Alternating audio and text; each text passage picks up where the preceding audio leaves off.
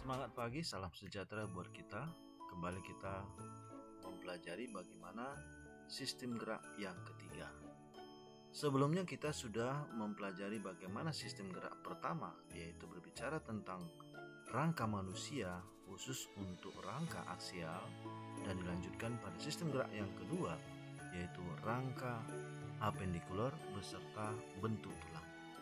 Nah, pada kesempatan hari ini kita mengulas sistem gerak yang ketiga yang khusus membicarakan osifikasi atau pengerasan tulang serta persendian.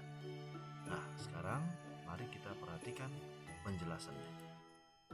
Nah, sekarang kita mempelajari osifikasi. Osifikasi ini adalah proses pembentukan tulang yang dimulai dari perkembangan janin hingga dewasa. Ada dua cara osifikasi. Yang pertama, osifikasi intramembran. Osifikasi ini adalah jenis pengerasan di mana tulang kompak dan spons langsung berkembang pada selembar mesenkim. Mesenkim ini berupa jaringan meristem yang akan mengalami diferensiasi, salah satunya akan membentuk tulang. Contoh osifikasi intramembran ini adalah pembentukan tulang pipi di wajah, tulang tengkorak, dan tulang klavikula. Nah, sekarang kita perhatikan gambar berikut. Pada gambar A, perhatikanlah jaringan mesenkim. Inilah merupakan sel-sel mesenkim yang akan mengalami diferensiasi. Pusat osifikasi adalah berada di tengah, atau disebut dengan ossification center. Pada mesenkim cell terdapat collagen fiber, serat-serat kolagen yang menyusun daripada mesenkim cell. Pada proses osifikasi yang berlangsung di bagian tengah, di situ terbentuk berupa osteoblast. Osteoblast akan semakin bertambah banyak dan selanjutnya dia akan mengeluarkan osteoid atau berupa material yang akan membentuk tulang. Dan kemudian perhatikan pada gambar B. Pada gambar B ini telah terbentuk osteoblast dan berada di bagian terluar atau bergerak ke bagian sisi sehingga mulailah terbentuk osteosit. Jadi ingat, osteoblast ini berperan untuk membentuk osteosit. Nah, awalnya osteosit ini akan mengalami perkembangan sehingga nanti dia akan mengalami proses pengerasan. Terlihat di situ ada berupa matriks yang merupakan kandungan pada osteoid. Nah, disinilah mulai terjadi akumulasi kalsium yang merupakan ciri khas dari osifikasi. Nah, pada gambar C, pembuluh darah mulai berkembang yang berasal dari mesenkim, yaitu di bagian lapisan periosteum. Periosteum merupakan lapisan terluar dari tulang.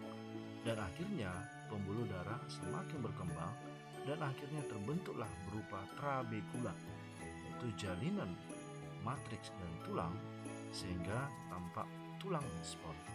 Dan inilah gambar yang merupakan tulang pipi yang terjadi pada tulang tengkorak, klavikula maupun tulang pipi lainnya. Nah, sekarang kita perhatikan suatu animasi bagaimana proses osifikasi.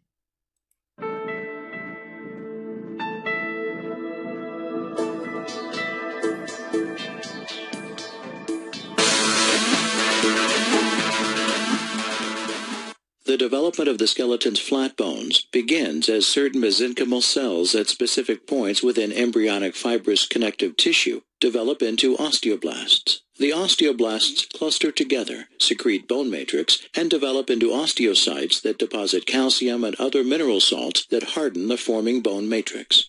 The bony regions spread out into thin columns called trabeculae and form spongy bone tissue. A fibrous covering called the periosteum forms on the surface of the bone, and a layer of compact bone tissue replaces the upper layers of spongy bone. This process in which flat bones develop from connective tissue is called intramembranous ossification.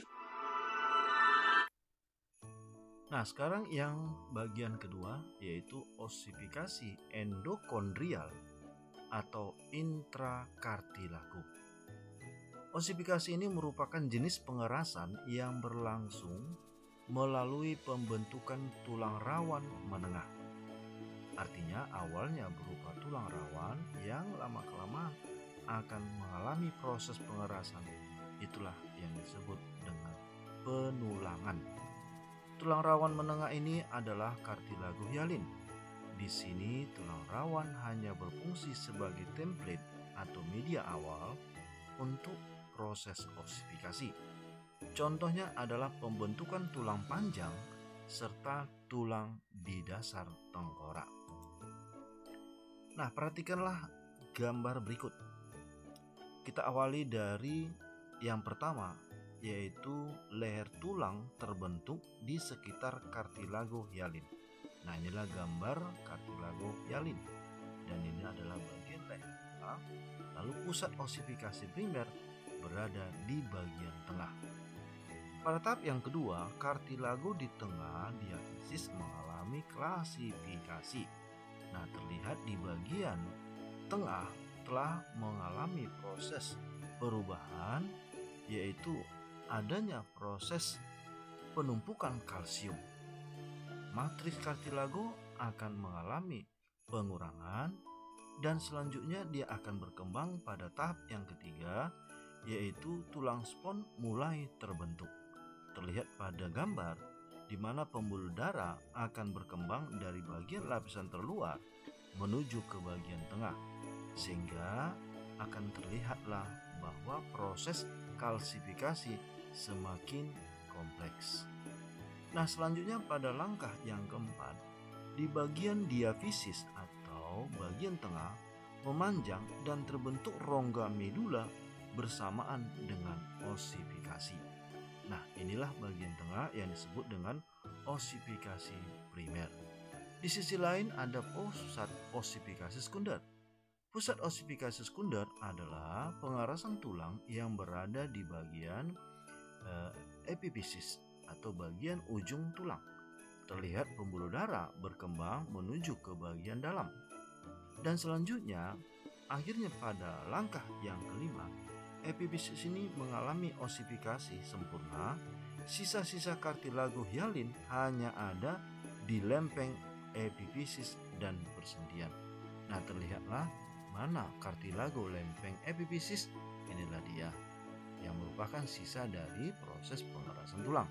Juga terdapat pada ujung tulang, sehingga pada ujung tulang dijumpai tulang rawan, dan sekaligus untuk melindungi tulang keras pada persendian. Nah, begitulah tahapan proses pembentukan tulang yang disebut dengan intrakartilago. Nah, kita perhatikan animasinya.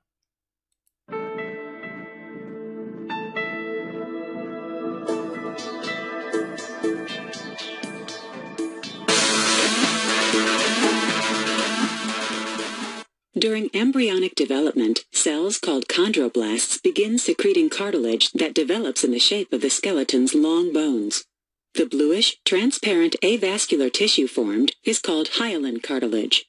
As the cartilage grows, the chondroblasts in the interior calcify and die. Blood vessels penetrate the structure and deliver osteoblasts. These cells lay down bone material. As the cartilage ossifies and spongy bone forms, a medullary cavity develops. At the ends of a long bone, ossification from cartilage also occurs. This process, in which hyaline cartilage becomes bone and grows, is called endochondral ossification. Bone growth continues through childhood. After puberty, bone tissue replaces the remaining hyaline cartilage, and the shaft reaches its adult length.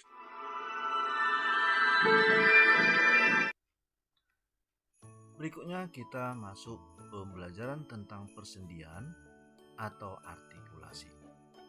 Persendian ini merupakan hubungan antara dua tulang atau lebih, baik yang dapat digerakkan maupun yang tidak dapat digerakkan. Nah, kita perhatikan berupa gambar bagaimana struktur dari persendian. Terlihat dua tulang yang menyatu dan dibungkus oleh berupa ligamen yang terdapat di bagian sisi kiri maupun di sisi kanan. Nah, perhatikanlah di bagian tengah ada berupa membran sinovial yang memproduksi minyak sinovial sebagai pelumas antar tulang, sehingga pada saat melakukan pergerakan tidak menimbulkan rasa nyeri, melainkan memperlancar gerakan pada sendi. Nah, sekarang kita lanjutkan bagaimana tipe persendian. Berdasarkan gerakannya, sendi dapat dibedakan. Ada sendi sinartrosis atau dikenal dengan sendi mati, di mana sendi ini tidak bergerak karena tidak memiliki celah. Dan terdapat jaringan ikat fibrosa atau kartilago. Adapun jenisnya adalah sinartrosis sinfibrosis. Sendi ini kita jumpai pada sendi tulang tengkorak atau dikenal dengan sutura. Mari kita bayangkan bagaimana sendi pada tulang tengkorak yang menunjukkan tidak ada gerakan pada tulang tengkorak. Lalu ada sinartrosis sinkondrosis. Sinartrosis sinkondrosis ini contohnya adalah antara epifisis dan diafisis. Antara epifisis dan diafisis ini terdapat pada tulang panjang, dan di antara tersebut terdapat berupa tulang rawan.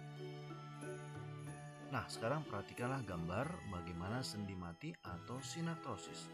Inilah yang kita sebut sutura atau di bagian tulang tengkorak. Kemudian ada sinkondrosis, yaitu penghubung berupa tulang rawan. Lalu yang kedua adalah sendi amfiartrosis. Sendi ini merupakan sendi yang menimbulkan gerak, namun geraknya terbatas. Antara lain ada simfisis. Simfisis di mana celah antar tulang terdapat kartilago serabut. Contohnya adalah sendi antar tulang belakang. Dan juga ada sendi sinfisis pubis, yaitu pada tulang kemaluan.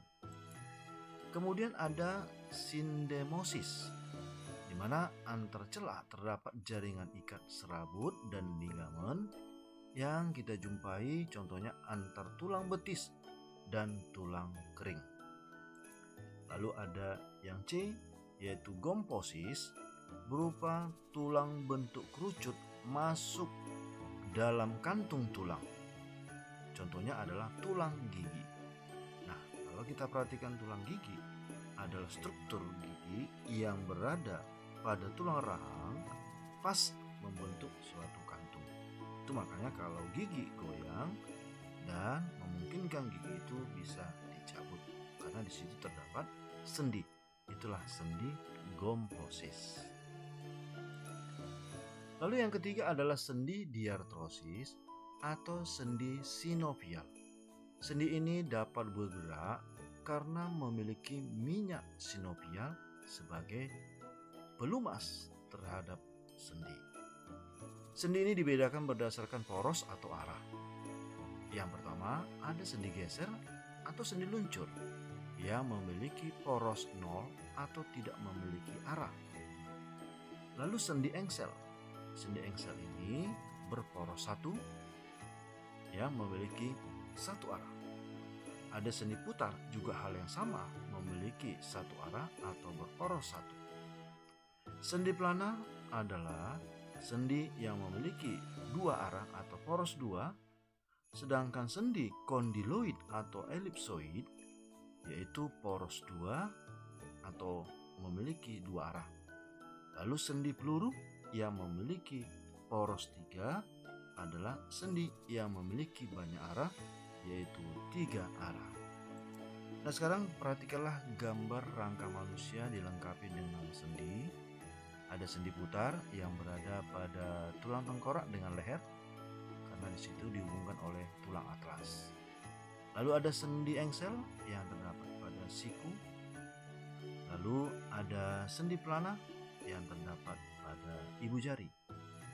Lalu ada sendi peluru yang memiliki gerakan arah yang lebih banyak atau berporos 3. Kemudian ada sendi elipsoid yang terdapat pada pergelangan tangan dan juga terdapat pada telapak kaki.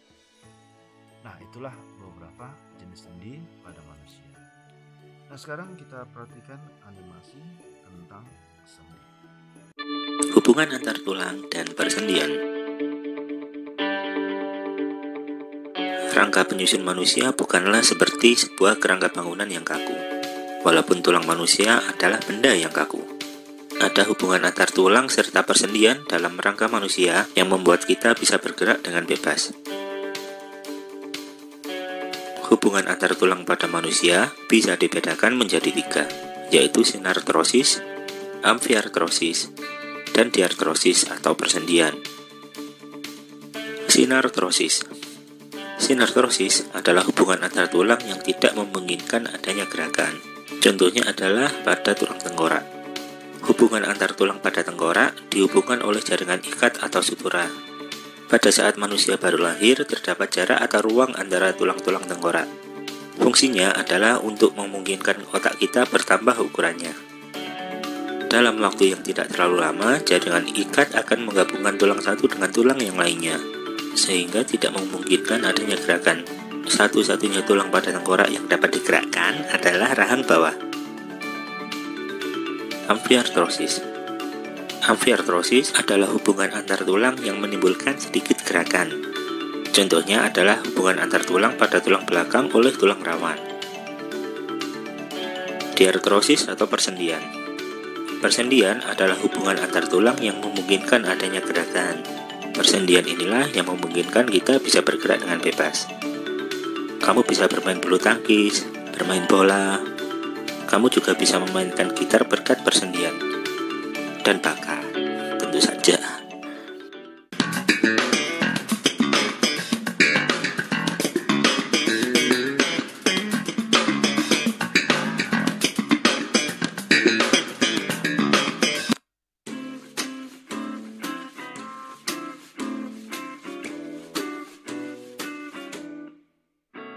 Tipe persendian pada sistem gerak manusia adalah sendi peluru, sendi engsel, sendi putar, sendi geser, dan sendi pelana.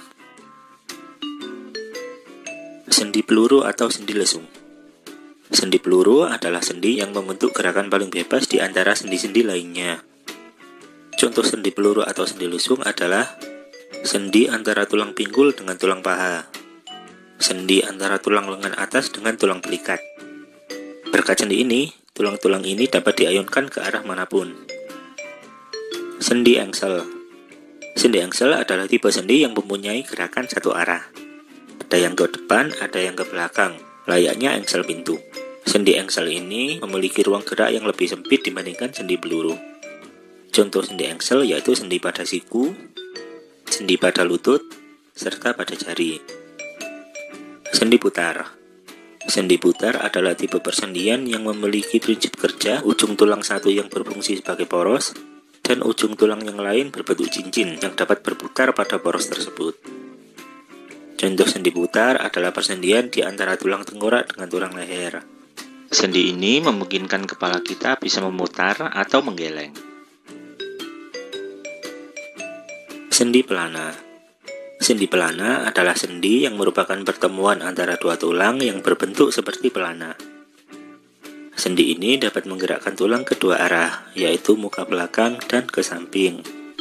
Contoh sendi pelana adalah pada pangkal ibu jari. Sendi geser. Sendi geser adalah sendi yang menghubungkan antara dua tulang yang memiliki permukaan yang datar. Prinsip kerja sendi ini adalah satu bagian tulang bergerak menggeser di atas tulang lainnya. Sendi geser juga memungkinkan tulang bergerak ke depan dan ke belakang. Contoh sendi geser adalah tulang-tulang pergelangan tangan, pergelangan kaki, dan di antara tulang belakang. Sendi luncur. Sendi luncur merupakan modifikasi dari sendi lesung atau sendi peluru. Persendian ini memungkinkan gerakan menggeliat, membungkuk, dan menengadah. Contoh sendi luncur adalah sendi-sendi pada telapak tangan dan telapak kaki. Demikianlah pembelajaran kita tentang sistem gerak bagian yang ketiga, yaitu khusus mempelajari bagaimana osifikasi dan persendian. Semoga keterangan atau penjelasan ini bisa berguna bagi kita semuanya. Terima kasih.